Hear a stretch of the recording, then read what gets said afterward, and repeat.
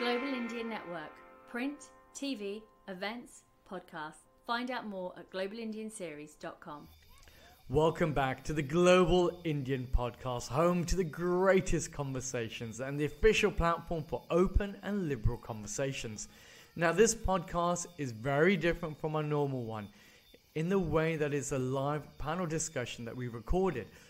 Now, the reason why we got here, in this balmy world of politics, identity politics, of borders, flags, melanin that now supposedly showcases your national identities, I thought, well, why don't we take a deeper dive into understanding what lies behind the flag?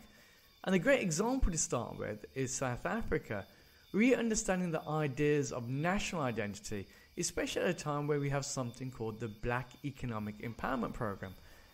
Now, to uncover this, I thought it made sense to reach out to the actual custodians of the lands, the people who were originally from those countries and from those communities, whose voices seem to have been massively marginalized.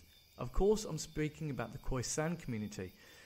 What started off as a request for 2 people to come on board has now turned into over 16 leaders from across the nation joining together into this live panel discussion that you're about to listen into. It is a remarkable voyage, and a lot of truth is being told there. My advice to many of those seeking truth, wisdom, as well as deeper understandings about the human complexities of ideas as well as identity, is listen through the entire program. Because not only do you hear the frustrations from the voices, but it actually gives us a deeper understanding of what creates the divisions and how the ideas of nationhood often change through the parameters of those who come and seek power. As always, I'd like to say a massive thank you to all our dear supporters and sponsors. You will not hear them this week, but you will be able to see them on the podcast cover. I truly hope you enjoyed this remarkable conversation. Hi, my name is Divya and I'm co-founder of the Global Indian Podcast. Before you get to today's show, I've got a quick favour to ask. If you've been enjoying our conversations, I'd love if you could take just 1 minute to leave us a review on the platform that you're listening to us on and share our work to friends and family. It helps us out a lot. Word of mouth is the primary way that we grow. Thanks for your continued support. Hi, my name is Nestor Alfred, CEO of St. Lucia Citizenship by Investment. Think freedom. What comes to mind? Freedom to explore, to travel to any destination for work or play. Or is it freedom of expression? Being surrounded by the globally minded, those who care for society and environment. Every year, people from around the world apply for St. Lucian citizenship because they realize that real freedom is based on choice.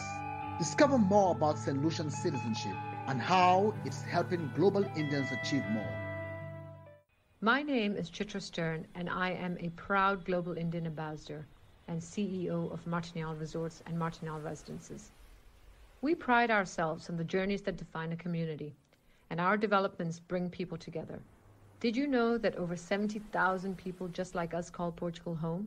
The Global Indian journey has brought people together in a meaningful way, and on behalf of all of us at Martinal, we want to thank you for joining us in these remarkable conversations.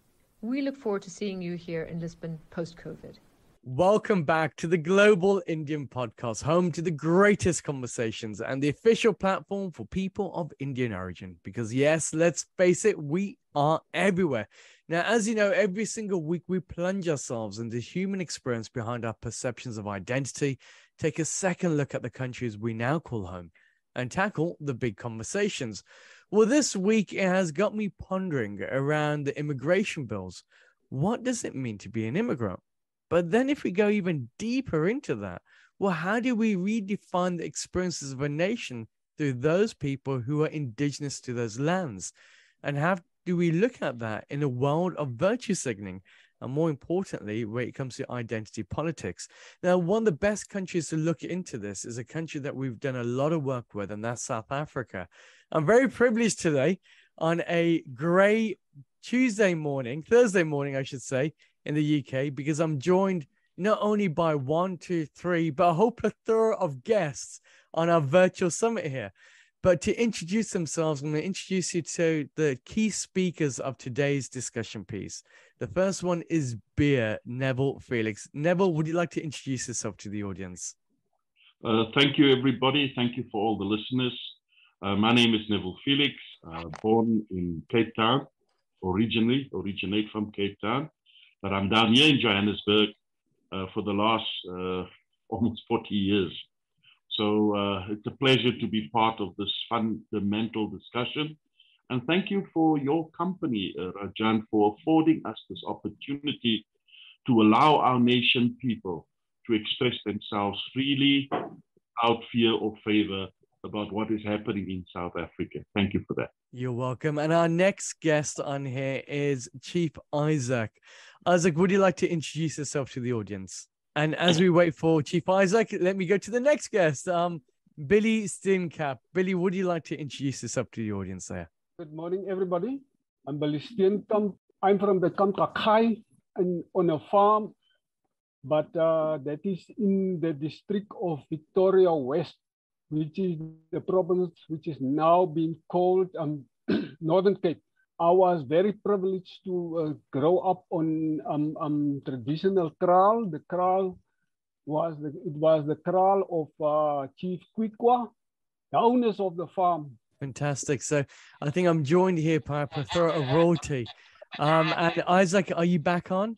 Yes, I'm back on. I just lost the signal for a moment there. No problem. Would you like to introduce yourself for the audience?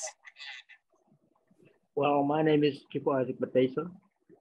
I was born in the Johannesburg district, specifically at a place called Eikenhof, which is just 10 kilometers from the city center of Johannesburg. And that is where I grew up. I was actually born into the Danta family, which is part of the Koratona clan and Kausakwa, Bushman. I'm actually coming from a mixed Bushman, or as we today use the term of Khoisan. I'm coming from a mixed background. Okay, now I suppose the reason why we're here is to have a relook at how we take the notion of national identity. What defines a nation and what defines its economic policies in place, and how is it reflective of those people who are originally from those lands? Now, in order to answer these questions, these three guests have been invited on for an open discussion to take us in. So I suppose the first question, the big elephant in the room, is what does it mean to be South African for all three of you? And I'll let Bia Neville kickstart the ceremony. Thank you. Thank you so much, Rajan, and thank you once again to the listeners. South Africa, the best way to express and to give an understanding to the question that you're raising is that we have an unstructured governance system that was based on exclusion, marginalization, and ecocide in order to facilitate its entire control spans. Now, this system that was introduced was Roman Dutch law systems that occurred in 1652, that had continued for 161 years under the rule of the Dutch. It then continued for 153 years under the rule of the English. From 1795, there was a bit of a lull till the 1800s, 1805, because of the processes in Europe. And then eventually, South Africa was sold off lock, stock, and barrel by Prince Willem of Orange of the Netherlands, who had not put his foot here, sold to England as part of protection against the wars in Europe. This particular war was Napoleon Bonaparte and the French Armada that threatened Holland at the time. Remember, Holland is a low-lying seaport, and it had those dikes there just to protect the sea levels from not overflowing the country.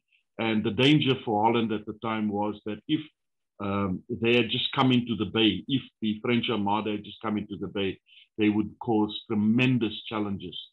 It was not necessary that they would shoot just the Dutch people, but if they had damaged those dikes, that would already within its own be devastating. So he sold off South Africa for £6 million and forged a relationship with the British, which you will pick up.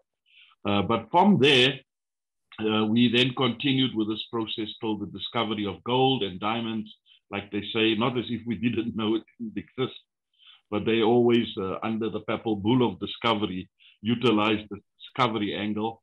And in the 1800s, this was part and parcel of the war that broke out in South Africa. Now, during this war, we were completely invisibilized as indigenous people. And you will see that history records this wars having been fought between the British and, of course, the Afrikaner so-called descendants of the European Germanic nation conurbation, French, German, Dutch, and so forth, that emerged in this country.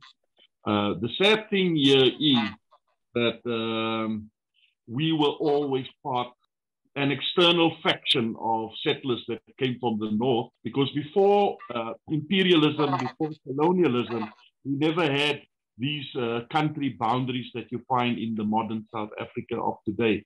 A lot of these boundaries countries was created through colonialism. So the experience was both inside and outside of South Africa, but it definitely had an impact, is the point I'm making. And I hope I sufficiently just left a bit of a baseline, because from the 1902, after the peace treaty of the Second War, which I classify a world war, because if you look at the historical record of the 1902 Anglo-Boer War, there was Canadian troops, there was Australian troops, there was New Zealand troops, there was troops, even there was people from India. In fact, one of your heroes, Gandhi, Mahatma Gandhi, was even part of this very war, but they were given only certain rights within this war, and I can see your interest. They were like an ambulance, processes, people that would capture all the wounded, and they were protected by what one classifies the Geneva Convention. But enough of that background from my side. I think maybe I must give my colleagues, if I've left any gaps. No, I think it's really interesting, because when you delve into the history of a nation, how often do we really understand the true history, the historical equivalence of what defines the nation, what defines the nationalities that go in place there? I know that there's a bit of background noise on your side there, Chief Isaac. So if you can come on, but if we can just find a way, a mechanism that we can just lessen that background noise, would be very, very helpful. So for you, what does it mean to be South African? We've got this really great historical equivalence from Beer Neville, but for you, on your side, what does the South African identity represent to you? Well, the question of identity can also be looked at from this angle, that when the Dutch first arrived in South Africa, they have actually had a name that they gave to our people from their point of view.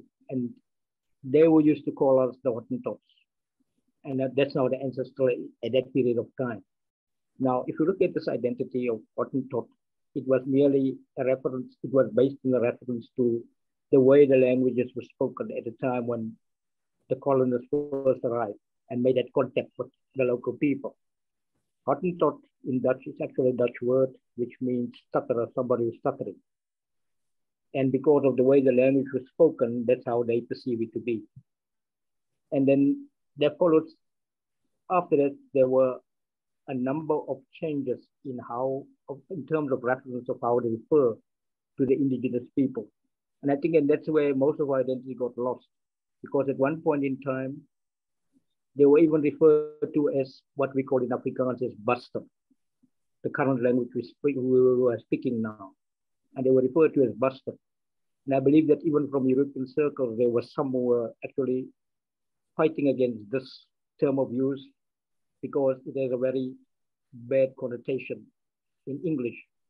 It means to be called a bastard, so to speak. But then the Afrikaans version of the word was buster. And I believe one of the missionaries, even when this was, almost got sent to jail for having made protests referring to people in that manner. And funny enough is that what every term of use that they've given us, that you'll always find that there's a group of people who always escape when the next term comes along. And that is why you'll find there's certain terms of reference are still relevant today, where people still refer to themselves to that old terms of references.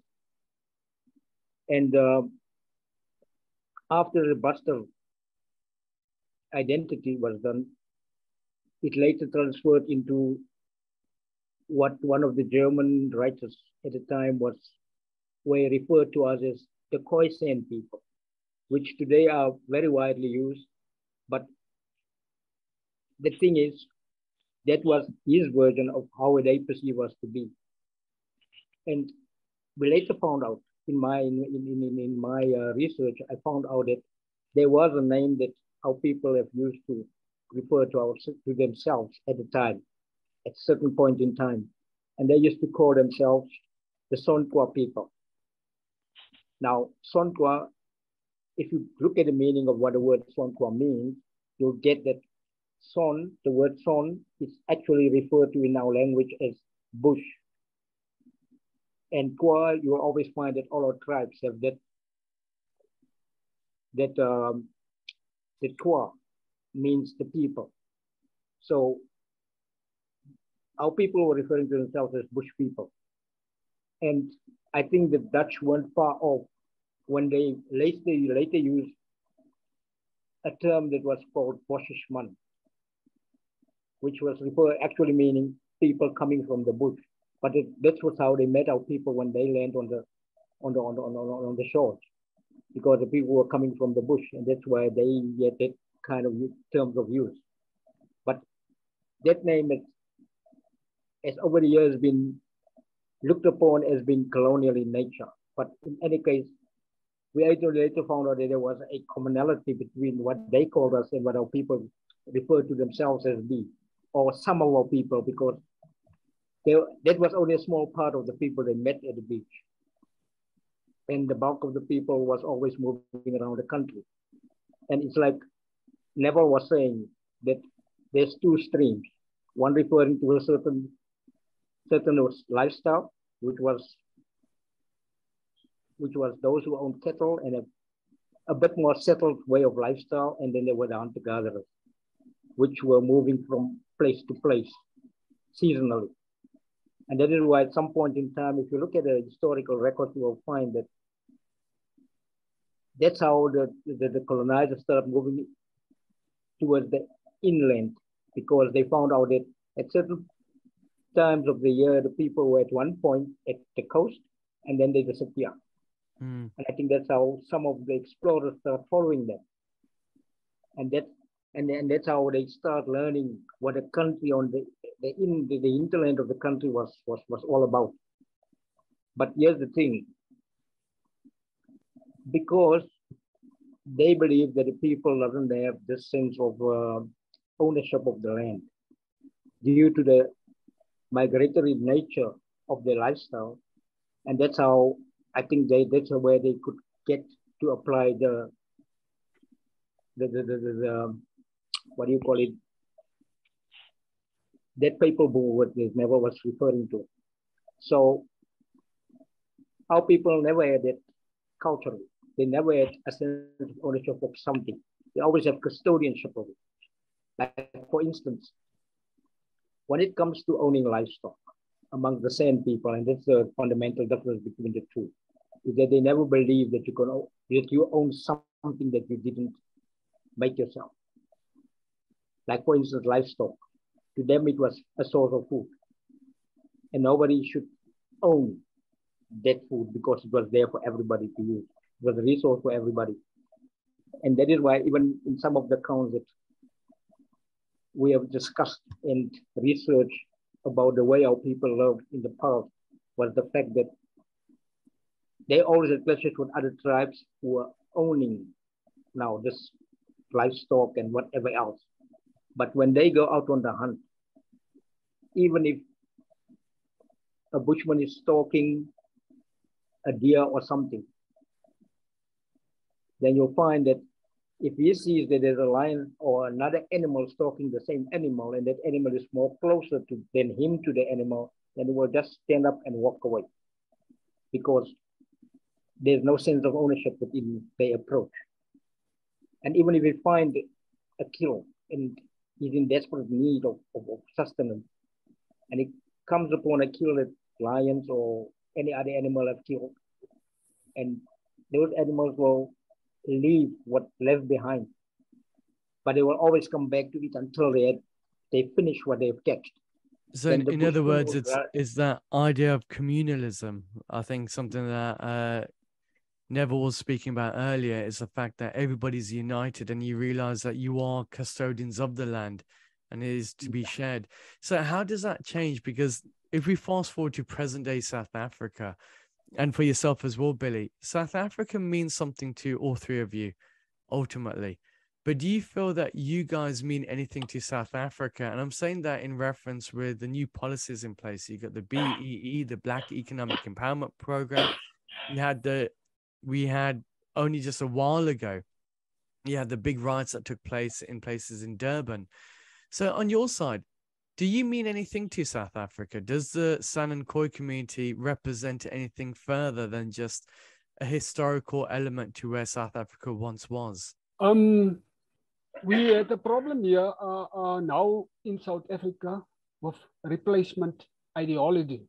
You see, there is they refer to us as being colored.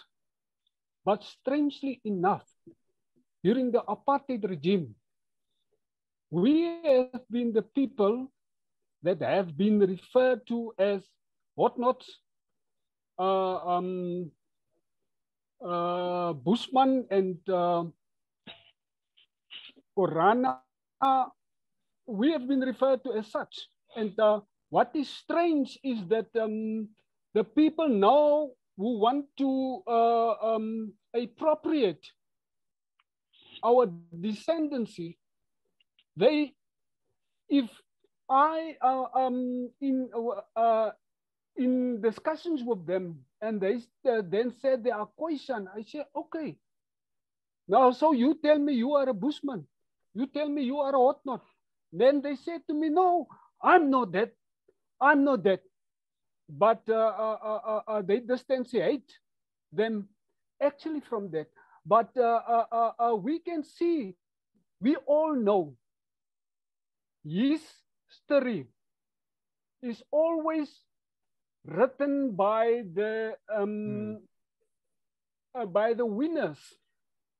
And in Africa, they say, until the lion learn to read and write and tell his own story, the story of the hunter will always prevail. Now that is actually the thing, because I had to shorten my education because of the struggle. Because you know what, actually in the Songhai, like Neville rightfully said, in the digma of the Songhais, we are egalitarians.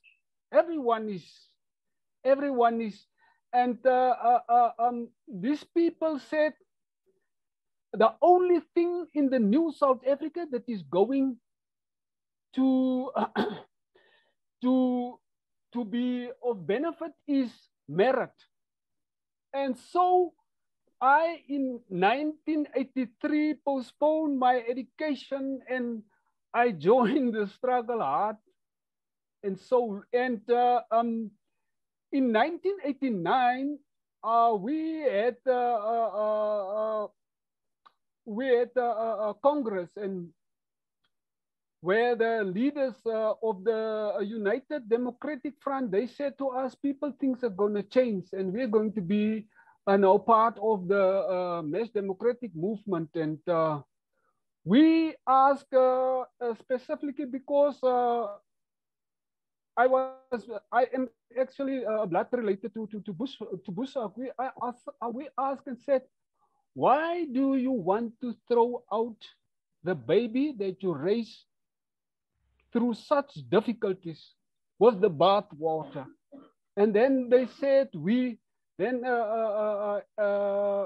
leadership of the UDFs said to us, we lose sight of the bigger picture of us being egalitarians. So we have to embrace all the other peoples. And that is the lie. That is the lie that was being established to us, but unbeknownst to us. There was the Lusaka deliberation between Frederik van Zyl and the band ANC. So what these people do, they tell you something and then they do just another thing. It sounds like politicians all over again, doesn't it? Yes. So there was actually a big betrayal. We were heart and soul. I was a unionist. I was actually in '86. I became a warden, and we established in 1989. So Billy, if I get this right, then in my head, you're saying at the time where the liberation struggle was taking place, the San Khoi community was told that they'll be playing a very vital role within the new South Africa. The new South Africa ultimately emerges, but the San Khoi community are left on the base side. And now you've got economic policies that seem, if anything, that they actually push you out even further. They marginalize you. Now, you are the original custodians of the lands in South Africa. Is that correct, Neville? That is precisely correct. So then how does the whole entire community feel? Because you've got the whole of the globe shouting out about the likes of Julius Malema, talking about this black economic empowerment. You got people saying South Africa is now the center of this type of activity. Yet its own people, the people who originate from the lands, are the ones that are being marginalized. How does that make any sense in this whole world of identity politics? Can I just give you perspective? Absolutely. Julius Malema said, all the black peoples, we call them here they are Makwerikweris. Nelson Mandela and him were the first Makwerikweris. In other words, they first migrated here. And then we now struggle with the second Makwerikweris, and he acknowledged that they find the Khoi and the San, as they erroneously refer to us. He is on record that they found us here. So by virtue of that, you know what happened in 1998 and 1999. Nelson Mandela, he revived the misnomer of colored, because the misnomer of colored was repealed by Frederick Wilhelm de Klerk on the 28th of June 1991. But with their new legislation, the Equality Act, the famous Saint Mandela, he put his hand on paper and he relabeled us with the apartheid misnomer of colored. And that is where the Popa has struck the fan, because of that. And they now they start what I have previously called the replacement ideology. And now because a colored, in terms of the official thing, is a child, is born from, is a biracial, from a white man and a black man. So now, interestingly, the Kwena and the Kung, I now use other words, but that is actually, they are now left out of the equation, and colored is now being brought in as being descent from European and from black African. Now you see how they purposely take us out of the equation, and they never ratify the thing because South Africa don't has a race classification act. Yeah. So all of these things we will eventually challenge in terms of their constitution, which in terms of Section 9, the Equality Act, bro said there is absolutely equality, but you know, most in the in international law, there is most persona non grata. It means unwelcome foreigner, and we have been treating not as persona non grata. We have been treated, we the descendants of the original inhabitants of Southern Africa, we have been treated as persona non grata. In other words, persona non grata is a welcome foreigner. So now we are welcome foreigners. Yeah. But you know, the big culprit is the British.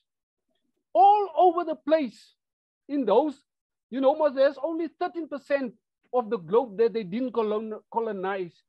And up until today, the British policy is created on assimilation.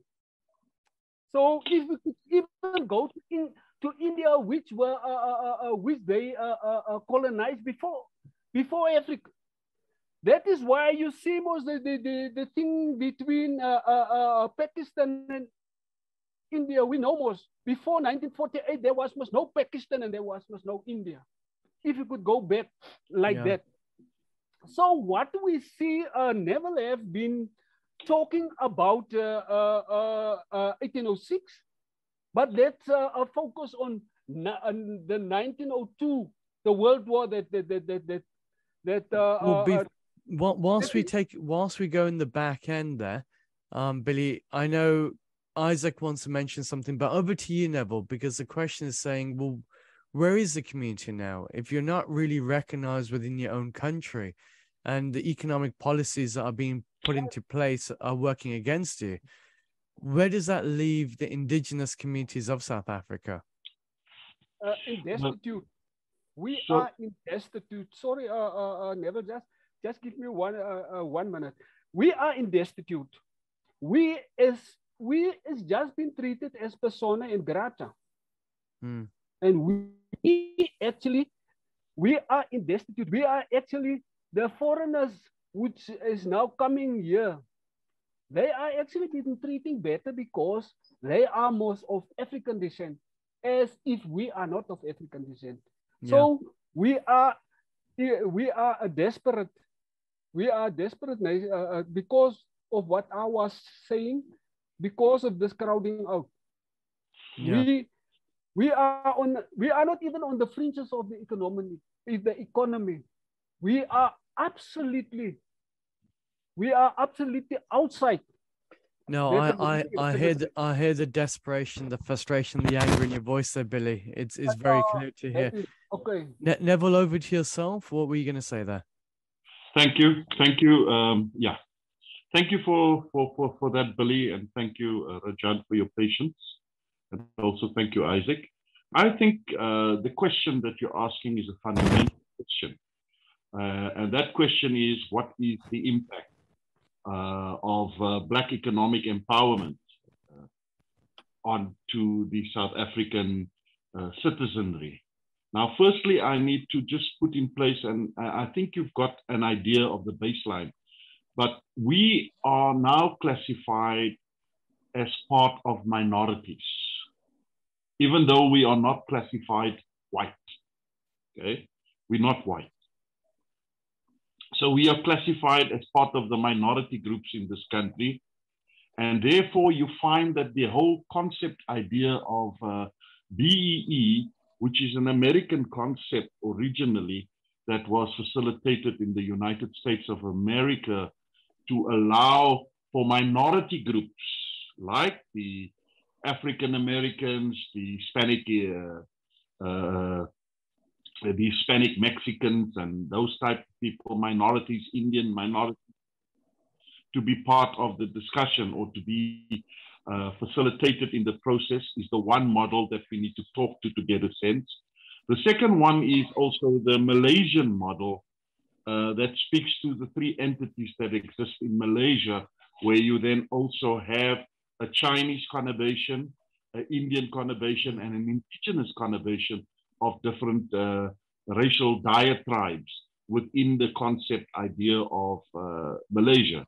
So in Malaysia's case, they then said, let's facilitate this specific process to cater for the indigenous communities that was completely marginalized in the process for economic control and systematic advancement within the systems, which was basically a fight between the Indian descendants and, of course, the Chinese descendants within Malaysia. So that is the conurbation that you find there. Here in South Africa, unfortunately, we have a situation where there was a two-pronged approach, where everything that wasn't white was then classified under the auspices of a colored banner. So you had a colored grouping that probably had 7 connotations to it, or 7 sectors to it, including the Indian sector, was originally part of the so-called colored grouping. So you would have the colored grouping, Cape Colored, Cape Malay, all Griqua, other colored, Asian colored, and so forth and so on. Even the Chinese was in that categorization, whoever they found here as descendants of the slaves that they had brought into this country of our origin. Now, coming back to the question, the ruling party called the African National Congress has a policy approach where they say Africans in general and black in particular. So what they've done with that connotation is they have put coloration into the ethnic persuasion and not African. That's why they have a two-pronged approach where they say African in general and black in particular. So when they implemented this policy called BEE or triple BEE, they utilized reverse psychology. And for the first time in the historical trajectory, do you find that a policy that was specifically set to redress the underdevelopment of minorities is now facilitated in addressing the development of the majority. And they actually stick to that principle. The way that they implement it, they're doing it just as good as the apartheid regime, just as good as the colonial regime. And when they implement this, you are automatically marginalized. So what this then means in essence, if you have, because of the group areas, remember we were separated on ethnicity and nations and groups on the basis of the spatial development framework. We were areas specifically set aside for these variable characterizations or categories of people. This was also designed to create a protectorate for the white minority that was actually ruling during both the period of the Dutch, the British, the Commonwealth period, and also the Republic of South Africa period up to 1994.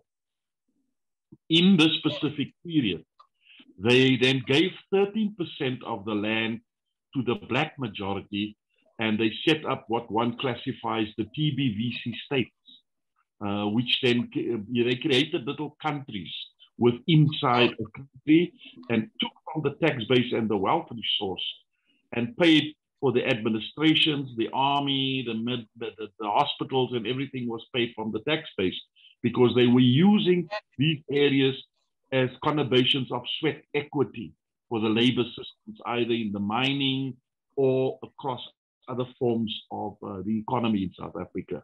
But then when the application of BEE then is meted out, they then say, no, our policy is African in general, black in particular. So you then find within an area where our people are the majority in the shops, the pick and pays, they're like Walmart is in London, those kind of shops and outlets, which is then specifically controlled by white monopoly capital. You will find that all the employment, the packers, those that's behind the tills and stuff, they would exclude and marginalize the very community where they have set up these specific institutions. And they would then be literally only black and not give an opportunity to people on the basis of merit or on the basis of their qualification. So that's the challenge that we have. It's in the application of how South Africa today in 2022, in the 21st century, is facilitating its methodology, its method of rolling out the variable laws and how these laws are impacting on us. We find ourselves the most marginalized in the entire country. And as I speak to you, this has created further aspects of the generational trauma that we speak about. Absolutely. That is why you see me write, I speak about 370 years because I classify this from 1652 right up to 2022, which means the more things stay the same, nothing would have changed. Now, the last point I'd like to make in this relation is that you can't expect to sow the same seed and expect a different result. In other words, people say you can't do the same thing and expect a different result. So this is what we have, unfortunately, in South Africa. Our economy is completely racialized. It is also legislated in that particular way, where they insist that you must have BE partners. For example, even on one of the issues that is an indigenous plant, species that only grows in South Africa, it's called rooibos tea. Yeah. And it's sought after commodity in the developed world. Now, though it's part of our indigenous knowledge systems, you will find that our people were only given 1.5% of the profit ratio in this industry, though they're the pickers and growers. But they have a BEE partner, which is a black BEE group consortium that owns 30% of the white monopoly capital process. So you see the way that it is implemented. We are still on the downside. So in other words, it's got nothing to do with the collective. It's got nothing to do with a shared dream. The whole notion of a rainbow nation is a great metaphor, but the reality of it, it seems that at the end of that rainbow, there seems to be a lot of loss, blood, hatred, but more importantly, there's a lot of frustration as well. Isaac, on your side, I can see that you patiently had your hand up there for quite a while. What is it that you'd like to add on? Thank you, Raj. I just want to thank Neville for having clarified a lot of these things. And my understanding of one of the reasons why we have been marginalized so much is the fact that, you know, when the country was registered, after all the processes they went through all the processes of getting the people together, getting to buy into the new dispensation and that kind of stuff.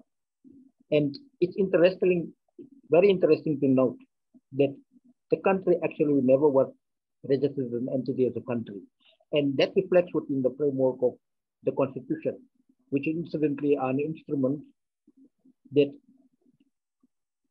never was developed with the help of the people, but it was something that was really imposed upon this country, if you take a look at it. And I think that was the reason why, and it's because of our exclusion as the people of the land, the country was never registered as an entity. It was rather later registered as a corporate structure on the New York Stock Exchange. So that is one of the problems that we are facing, because right now, I think our biggest challenge that we are facing, and they may present it as something different, but if you look at and from this angle is the fact that since the country is now a corporate structure, due to the fact that it was never registered as a country, so to speak, where they can be held accountable by all people within the borders of the country, in this case, specifically us as indigenous people. Because what I found out is the fact that a constitution of a country or a country as an entity needs to adhere to the 4 pillars in international law, which is called the characteristics for the existence of a state as a legal entity, is the fact that this country only had 3 pillars, and that land was never part of the deal. Because in international law, land is always referred to as being your national sovereignty pillar in international law. That's a referral to the land. And if you go into that process, when they went to register the country, they already have had everything in place. And when it came to the national sovereignty part, that part, they did have a, and that is always represented in a country by the national emblem of that country. So what they did was they decided to use the freedom fighter, whom everybody was so gaga about, sorry for the expression, but they tried to use Nelson Mandela's face as having been the emblem of the country. But it was rejected internationally, and they had to come back.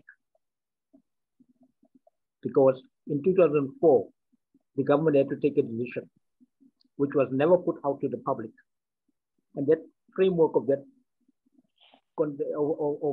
decision was for the inclusion of the indigenous people into the frameworks of the people, of the indigenous people, so that it could be part of everything.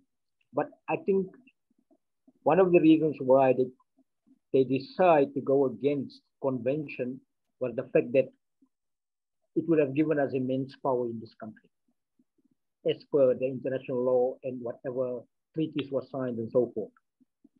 So what they did was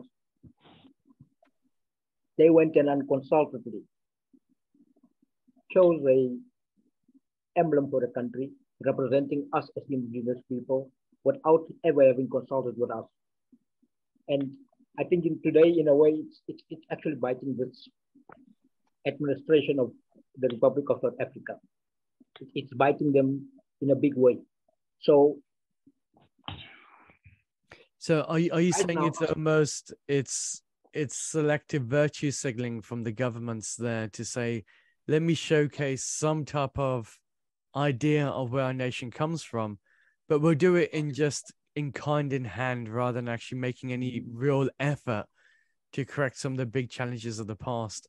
I can see that there's many hands up here, so I'm going to go over to Neville. You wanted to add on to something here. Thank you. I just wanted to stick to the question because otherwise we overindulge with our enthusiasm. There's nothing wrong with what we're doing. We are so excited. We've not been given these platforms before. And it's a perfect opportunity for us. And there's so much for us to discuss. And we believe that this opens the door for further discussions. But let me stick to the philosophical approach around Black Economic Empowerment Act 53 of 1993, and also the Employment Equity Act 55 of 1988. Now, when one looks at these specific acts and the character of these acts, you will see that that I've done on some of these issues in order to characterize exactly the impact that you're looking for to answer the question, is that I've already, I think all of us have sufficiently stated the point that ethnicity or ethnically implementation of this specific process exclude minorities in the main, and we've given you an explanation on that. The second issue is it creates funding problems, and the third issue is inappropriate financial structuring of transactions because it's not based on a fair, equitable process or procedure.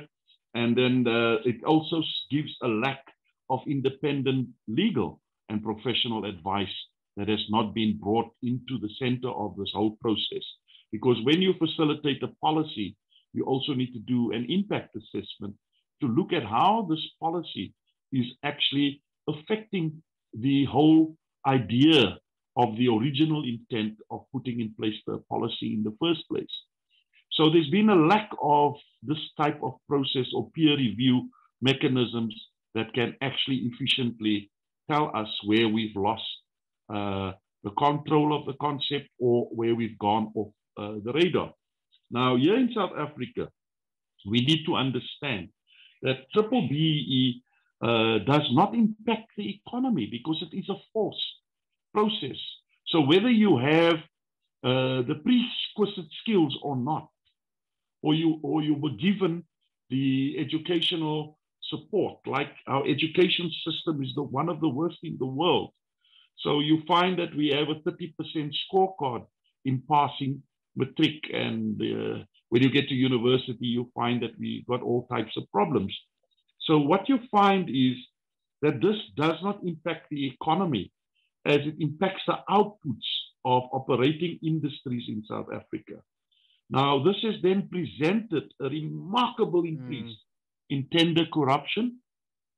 And that is why you see some of the outcomes that is happening in South Africa without consequence management principles in place. So people do what they want to, and you find somebody today is tendering as a company called Gaman Zulu or whatever, Zulu name or whatever, same ID number and stuff. Then he gets into fraud and corruption. Tomorrow he buys another shelf company and he applies to the state again and they give him another tender. And it's multi-billion rands that flows through the system that then becomes unaccounted.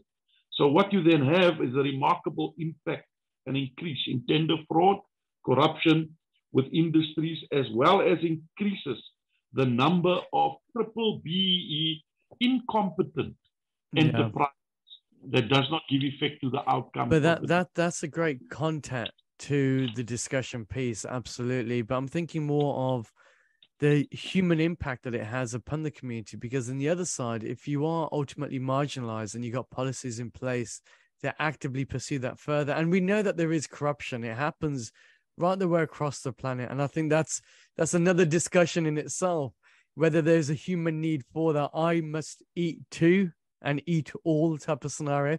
But I suppose the other question on this is saying, as a community there, are you South African? Do you feel that you are proudly seen as being South Africans, or are you just utilized in name alone? I can see that there's a shaking her head there saying an absolute no. Billy, let me come over to you because you've had your hand up. You see, the problem is our children, they go to the varsities, they've been qualified. I have 3 sons. But unfortunately, although they sit with the necessary qualifications, and because of the legislation that there is, they do not qualify for the work which they have been studied. And actually, we had to pay for our children's education, while the black majority, they get this NEFSAS, national funding, bursaries. They go there free. Our children, which we have struggled to put through the universities to get the appropriate education. They have my elder son. He had specialized in microbiology. But today he working in the environment. He work with an environment NGO. So you can see how disappropriate is this triple BE. And in fact, if you see the thing about the triple BE is this. The late Robert Mugabe said, your Saint Mandela has sold you out to the blacks. Because if you are familiar with company law, it's not the minority. Like here, it is, BE was at, when it was phased in, it was actually 26% black, and then 74%. Now in the boardroom, who will make these decisions in terms of the constitutional principle of majority rule? It is going to be the 74% stakeholders. So this isn't actually, this is a lie. This is a phase out. What they have done is they have take the cream of the crop, Yeah, of the struggle heroes, and they is essentially, Billy, it's PEE, isn't it? It's personal economic empowerment, and that's what's happening. I would have you. I think you just take the words out of my mouth, because they make these people paper billionaires. They are not billionaires. They're paper billionaires. It was estimated our current president to really become a billionaire, he had to live up until the age of 92. So you see the cunningness of the hand, the rock, the cradle. So is it the case that skin color, this whole idea of identity politics through an arbitrary factor of our humanness? Because the reality is the color of the pigment of our skin doesn't define who we are. Is this another additional part to us being human? Is being utilized almost once again? Yeah, it is because of the color of your skin. So you know what happened is now, our children, they sit with these very costly degrees, and the student loans that they had, they can instead of taking that people who are qualified into the economic stream so that they can add value. Now we said that is why there is an escalation of corruption. Yeah. Because I bring in my cousin and so forth and so forth and so forth. But we actually feel we still feel like foreigners here. No, because absolutely. I think the point is heard there. It's the fact that you're saying, you know, the whole idea of a black South Africa cannot and should not exist. It's a South Africa, and a South Africa should be one of the people of South Africa. Those people who produce, those people who make a difference, and those people who collectively are looking to make a difference of society without fear or favor. And that's how every nation should be. Just my last thing is this. Triple BE is fast, man. The majority of black people, they live in desperation. Yeah, they live in desperation. That is why they what is this homophobia? That is why there is a race xenophobia. Or what? Xenophobia. That is why there is xenophobia. So such a huge thing about the xenophobia. But I was discussing with a government official, and he talked about Umuntu Kabantu, and then I said to him, "You talk about something that you don't know, that you don't understand, because Umuntu Kabantu, they take it as if it is coming from the blacks, but it is actually something that, because of the fact that the blacks get the homelands and they come into our territories, we actually as the same thing. Umuntu Kabantu, we say koi hat sa koi di he. You are only, I am only human because of you. Yeah, I am because you exist. Absolutely. Yeah, but it comes from us. So, so these things is actually quite disturbing. And our children now goes to England, they goes to America, Yeah, they goes to China, everywhere. We are being actively treated as foreigners. You know, I have had the opportunity to go to Australia or either New Zealand, but I refrain from going there because I am rooted here. But Bobby, I can see. Thank you for your point there, Billy. Bobby and Jose, I can see that you've been patiently waiting. We're going to take one question from the audience, and then we'll get back on. So over to you.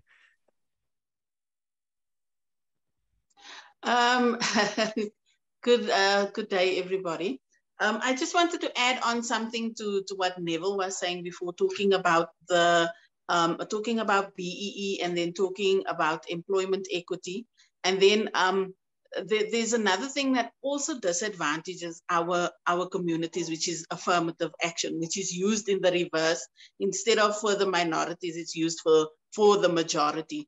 So this has then now caused an entire generation, or let's call it two or three generations of people not working, because you have this new thing that they've brought in where they have learnerships for 18-year-olds up until 35. And then from 35 until, let's say, 59, you've got this whole workforce of people sitting at home.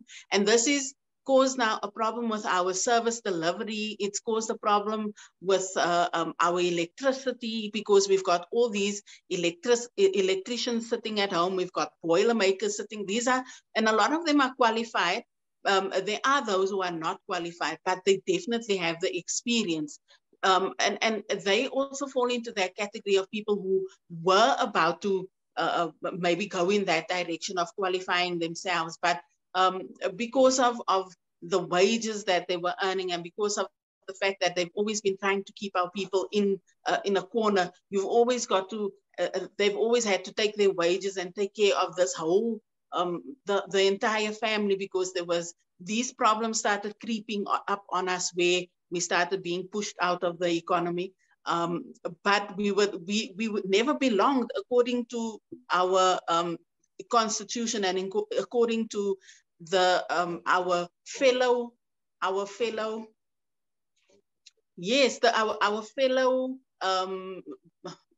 man living in the country with us. You know, we've never actually belonged here, because there's always been a name or a label for us, and they've never actually recognized us for who we are.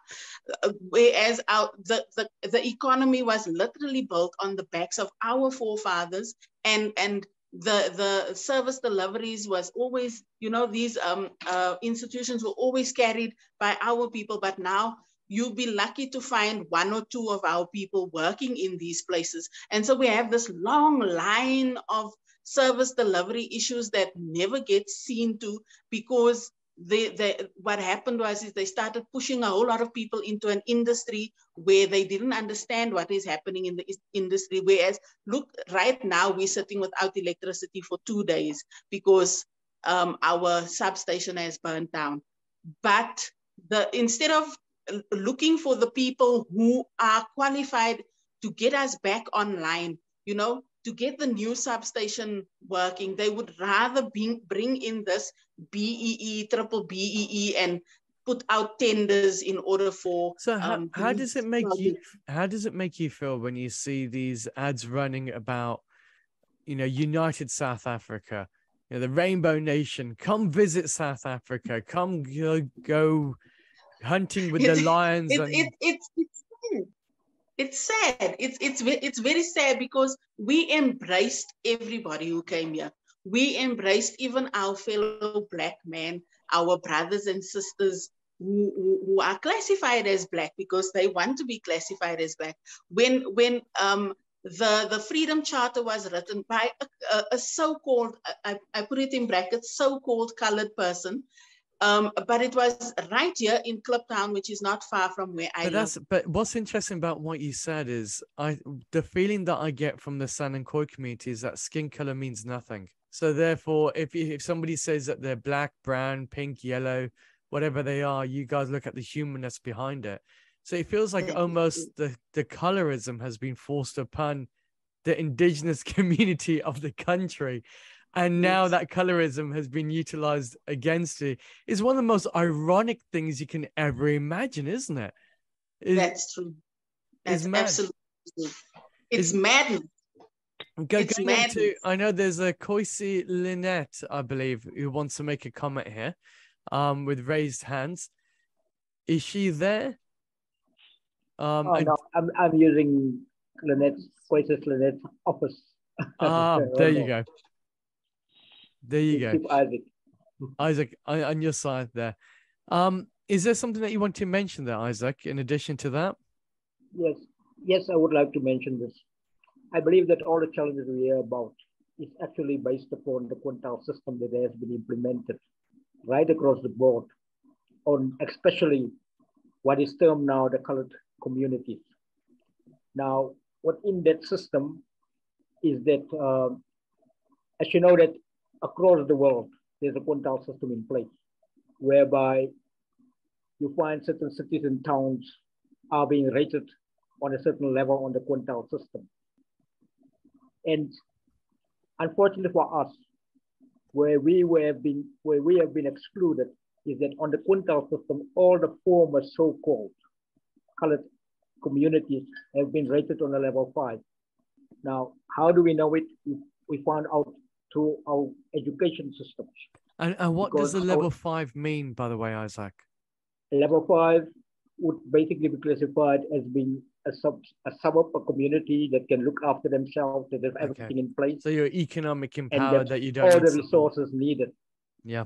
So government doesn't need to invest any more resources in there because the resources is there, it's in place. But in any case, you will find that our communities are actually, at one point in time, we were on par with what the black communities are now, who are supposedly the level 1s, which need government assistance. But supposedly 74% of the population is from the so-called black community, which is also 74% of the voting community. So therefore, if your voters are happy, you get to stay in power, I suppose. That's the thing.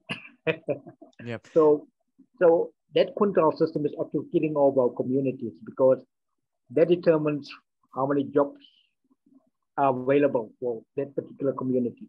Yeah. Even within the community itself. And that is why you always find that if there's standards going out, doing some public works or whatever in a certain community, you'll always find that the tender is going outside of the board of that community. And they've actually imposed it in this way by creating the ward system. Now, each and every ward must have a budget to operate in. And that is where we found out that most of our communities are being surrounded by other communities that are being brought in to our sphere.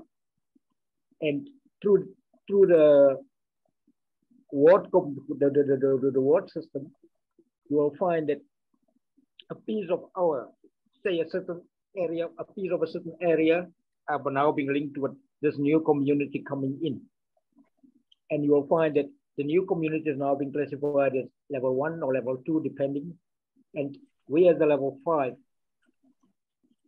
which keep us out of the development budget. Well, here's a question then for you, Isaac, and for Nevo and yourself, Billy.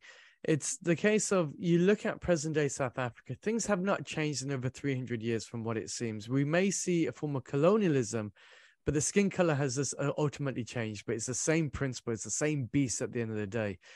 Do you think South Africa will ever change? Because if we look at the history of it, nothing's happened so far. If anything, it's only getting worse and worse and worse and worse. And from the whole idea of what you're telling me of this united South Africa, well, it's never existed. It can't exist. And you got fundamental problems there. So why bother? Thank you, Richard. A brilliant question. Maybe just to put it into its proper perspective, you're 100% correct. They've removed the color out of the rainbow, and we now have what one can classify as zebra nation, black and white. Just on a context level. But just in order to add more flesh to the discussion around triple BEE, the exclusion and marginalization of people, one then has to revert back to the realities of what is the foundation of the very issues that is still creating problems within the 21st century. And I think it's important that we recognize that the indentured apprenticeship system, which then replaced slavery. Remember, the English system of the serfs and the lords and the serfs was exactly the same system that underpinned the Roman Dutch law, as well as most laws in the developed world. And you find with them having brought this inherent system here into South Africa, the impact it had was that we could not therefore own business or own manufacturing, or actually be a main player in the economy based on your capability or merit. Classical case is if you wanted to do business in South Africa under the systems, you would find that you needed a white settler partner. So it's economically, you have been ostracized. I can see that there's a hand up here from Henny Van Wyk. I think I probably absolutely butchered your name or made it sound far more Punjabi than it should be. But I get the whole gist of it, because you're saying, look, the reality is, Rajan, economically, we have been pushed aside. And keeping in mind, when we say the word black, we're using it loosely because I think the political jargon behind black is really personal. It's not about the vast communities out there, people who are suffering with abject poverty. Because if it was about the skin color or the melanin of blackness, then surely you wouldn't be having Nigerians that we killed in the streets there. Henny, are you there for your question? Because we're going to be wrapping up very soon. Until Henny comes up, Billy, I can see that your hand is up as well. So Billy, what is it that you'd like to add on to here? Our people were actually indentured for 200 years, from 1775 until 1774, until 1974. So Roberta Corti said this country was built on the backs of the indigenous peoples. And we've been enslaved because the indenturation had worked like this. You've been indentured from the age of 8 until 25. They over that period of 200 years, they just recreate the thing. But you've still been indentured. Then they become actually the Master and Slave Act that take labor issues. They make it a crime. Labor issues a crime. Say, for instance, you have been you refuse to do something. Your employer can charge you, and then you go to prison. So that is today why 90% of the prison population exists, just as in Australia, as in Canada, exist of our people. And I'm speaking not as someone who had read up. I've been working in the prison system for 28 long years. So I know this from first. So if I get that right, Billy, you're saying if you as an employee refuse to do something that the employer is telling you to do, and I'm thinking when you mean refusing, it's something that you feel morally is not correct. Yes. You can be imprisoned. No, not you can. You was imprisoned. You are imprisoned. And you know what? What happened? Actually, now you were in prison. Now the same employer will put you in prison he comes to take you out on parole. Now listen, he take you out on parole, and in the stretch where you have been on parole, you don't get paid most. Yeah. But he then supplies you with food, etc. There's a bit of an interruption in your mic there, Billy. I can see PCA Brenda has her hand up. So if you do have your hand up, please unmute yourself. Yeah, if you do have a camera, that would be even easier. Over to you, PC. Good morning. Thank you, Kaibia. Thank you, Nevo. Thank you, King Piti, and also Rajan for the opportunity we have. I've been hearing what the conversation is, but for us on food rescue, we're talking about our elderly. Our elderly in the villages, they have numerous problems where the maintenance are so poor, which means they got water leakages, they have electrical challenges there. And when we look at this in all our areas, within Gauteng, I'm not so familiar with in Cape Town, but my biggest concern is that when I was working on Matupi Power Station, I've picked up that we always look for the wrong hand, and the BEE has failed us in numerous occasions whereby we play the blame game. And that blame game becomes a problem for us, not moving forward as a nation, but always moving backwards because there's no solution. There's no budget control. There's no way where we can say that we say this problem is fixed once and for all, and people can be in a healthy environment, a better environment where the supply in agriculture and resources that is needed, they can be restored to better our communities. So that is one of my concerns that I'm having. And knowing that within Matupi Power Station, as a national grid, they get an agent out from overseas, which means the Germans out, to come and do the design. And up till today, we still have the same problem. How many billions have been invested? There was a time they even wanted to call some of the units elephants, which means it's not going to work. So I was there as a welding supervisor. I've witnessed these things, and I've seen to say that where the challenges was from the erection, from the blasting, and all those things according to the engineers. And going back to Bobby's point that she's raising is that the criteria that they are using in bringing the youth into engineering and things like that, to the cycle of 1835, and we from 35 to up to 60 years, we are laid back at home because now at the end of the day, it's about Black empowerment. In Limpopo, I've seen this thing in the sense whereby the guys in the rural area, they come to work, but they sleep. And when they sleep, it's because they must be employed as a local.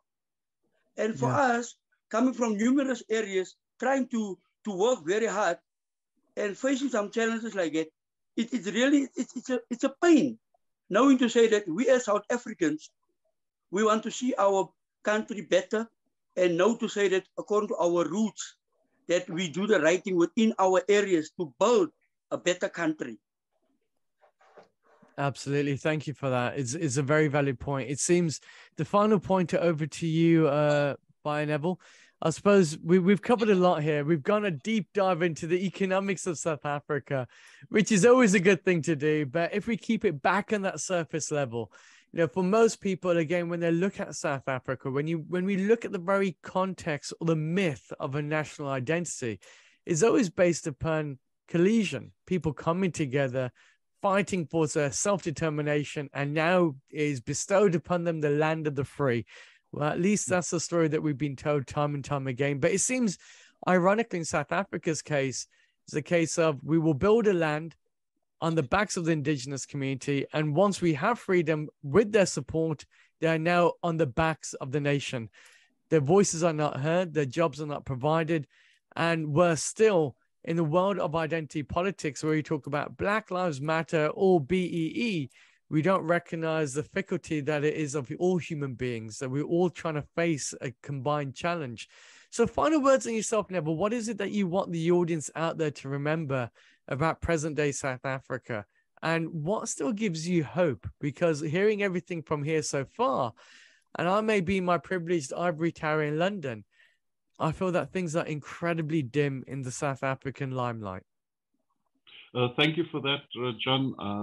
I just want to maybe apologize. I saw that Kaibia Henny van Beek's hand was up, and I'm not sure if we've given him a chance as an elder to speak out of respect, because that is who we are as cultural people in South Africa. And is this Mr. Henny? Are you talking about? Mr. Henny. Yeah, but he's finally got himself off mute there. So Mr. Henny, over to yourself there first before Neville finishes off. Yeah, I think that one of the things that is missing here that our leaders hasn't spoken about is the sad thing that there is a civil war in the country at this moment. In our townships, our people are dying because of unemployment and also the inheritance from the British system. We've implemented the British system of governance into our country. And that is a foreign concept in Africa. The third thing is also about the processes of privatizing public institutions through the tendering system of spreading the money to the Black Africans. And I think that as I'm sitting here, I am concerned that many of our people are dying on the Cape Flats, and my leaders are afraid to say that there is blood running in South Africa on a daily basis. In every township where we're staying, we are not mentioning that, and we are not protected. Me as an elder, I'm not protected on the streets. I don't feel safe in my own country. I feel safe in other countries, but not in my own country. That's all I want to say. Thank you very much. Thank you very much. I think there's some powerful words there, and yeah, coming back to yourself there, Neville, how do you answer that? Because death is taking place. People are being subjected to some incredible amounts of violence as well. Thank you for the question, Rajan. I thought that, when you eat an elephant, they say the best way to eat an elephant is one bite at a time. And I understand it's part of our generational traumatization that has brought on this opportunity where our people is expressing different tangents of the oppression, which is important. You need to recognize that. And we've allowed a free flow of discussion that sometimes dislodge the theme of the discussion. So my apology for that as well to the listeners. But coming back to what you've said is that we probably have to facilitate a lot more structured discussions so that we could look at the different sectorial aspects of the ecocide and the oppression, and then develop a themed approach on the discussion and try and get us to stick to the themed approach so that you but I know that having discussions works, and maybe on a national level, but it's been over 300 years of disputes on your side there, Neville. Yes. How much more talking can be done until the deaf man hears? Thank you for that as well. We have already taken steps to facilitate certain approaches. Like I've explained to you previously, on the 9th of August, today we in September. So just last month, on the 9th, on a Tuesday, was World International Indigenous Day. And on that day, we then took a Charter of Rights, which we have embodied and which we have accepted as our Charter of Rights, the 46 minimum rights of UNRWA, and expressed at the level of United Nations. And with the same Kaibia and Billy and other people, last year on the 1st of December 2021, in the height of COVID, we then presented this Charter of Rights at the castle with all indigenous communities that was present at that specific level. Now, we've taken it the second step after analyzing the constitutional principles of what's holding us hostage in our country. We have now taken this because, like someone mentioned before, there's 4 pillars that underwrite international law. Our constitution is underwritten by 3 pillars. So the independent pillar is the judiciary. The other pillar is the executive and the presidency. And the third pillar is the legislation, which is the national assemblies, the 2 houses, and the different legislatures in the different provinces. So we've utilized Section 167 of the Constitution that places the highest court in the land that needs to look at elements of constitutionality, which is the Chief Justice. And we have taken that Charter of Rights, minimum rights, along with the adaptation that we had facilitated. In other words, we've done a due diligence on both the Charter of Rights and also the Constitution of South Africa, Act 108 of 1996.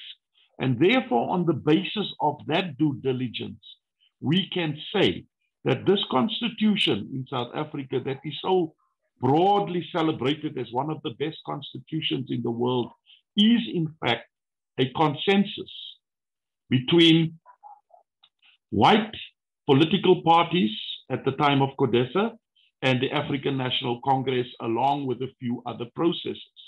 And this then experiences a betrayal of trust that emerged long before, where people start to think that some people have hero status in our country. They are actually the face of the betrayal. And we don't want to talk in depth about that on today's discussion. But our view is we have handed in the charter. The Chief Justice would have to respond with very, very soon, within the next week or so. He would have to respond to our process because we've asked them to validate the aspects of this charter because it was already put through Parliament and signed by the President Thabo Mbeki in 2007. So for me, we need to exhaust all of the avenues so that we have empirical evidence to say to the world, we have followed due process, we have followed the course of action, and unfortunately, we have the same environment that exists 370 years later. We now would like the support of the international community in taking the South African government to the international courts or also to the necessary platforms available to us at the levels of United Nations or any platform. So in other words, utilize the mechanisms that they have brought in by themselves to say, now let us judge you upon those, because that way you cannot recant. I think it's been an extraordinary conversation this morning. It's probably the longest podcast in our histories of recording ever, with a wonderful virtual audience here coming right the way across South Africa. So to wrap up, I'd like to say a massive thank you to Chief Isaac, to Bia Neville, and to Mr. Steenkamp for joining us, along with a plethora of other individuals who got involved in the discussions. I think if anything on my side, I'm reading a couple of the comments here, is that if you want to voice based upon the experiences that you have, you get fired. And when you read a lot of these comments that come in, realize that there's a lot more that meets the eye to South Africa. South Africa, obviously, for the South Asian community, came into the highlights last year with the riots that took place. Many of people saw this as a human rights violation because it wasn't about brown or black or white. It was about criminality that took hold. But it's also about the governments not wanting to actually enforce their own policies that they themselves are trying to steer themselves forward on. But anyway, on behalf of the Global Indian series, as well as this emerging audience from South Africa, I'd like to wish everybody a wonderful day ahead. I know in the next course of action, especially with these fine guests, I got a feeling we'll probably be talking about Nelson Mandela. I told you it was a goodie, didn't I? I think a lot of questions are posed from this. Is the whole idea of saying, well, one, as a human race on the back of this incredible blue planet, How do we treat the lands in which we now reside? How do we look at the cultures and the communities? And then there's another aspect to this, which is the global culture of business. Often what I've found with tribes that I've had the privilege of meeting with and speaking to is the idea of custodianship. Welcome back to the Global Indian Podcast, home to the greatest conversations and the official platform for open and liberal conversations. Now this podcast is very different from our normal one. Those generations in the way that it's a live panel discussion that we've recorded. Now, the reason why we got here, in this balmy world of politics, it is a world identity politics, where we're seeing borders, flags, melanin that as now well as supposedly showcases your national identities, almost a hostility. I thought, well, why don't we take a deeper dive into understanding what lies behind the flag? I guess the best great example to start with is South Africa, is re-understanding the ideas of national identity, especially at a time where we have something called the Black Politics Empowerment Program. We have allowed to bring now in. To uncover this, and I thought it made sense to reach out models to the actual custodians of the land, the people who are originally from those countries, to make it from those communities. His voices seem to have been massively marginalized. Do we elect leaders who wish to lead, or do we elect leaders that wish for what started off as a request for two people to come on board that bright note, I truly hope you enjoyed leaders from across the nation joining together into this live panel discussion that you're about to listen into. Repertoire of discussions. It is a remarkable voyage, and a lot of truth is being told there. Which is my advice to many of those seeking truth, wisdom, as well as deeper understandings about the human complexities. If you are privileged enough, well as identity, our WhatsApp group is listen through the entire message. I'd love to hear your personal story. Not only do you hear the frustrations you like to listen to on the show, it actually gives us until then I hope all remains what creates the divisions and how the ideas of nationhood often change through the parameters of those who come and seek power. As always, I'd like to say a massive thank you to all our dear supporters and sponsors. You will not hear them this week, but you will be able to see them on the podcast cover. I truly hope you enjoyed this remarkable conversation.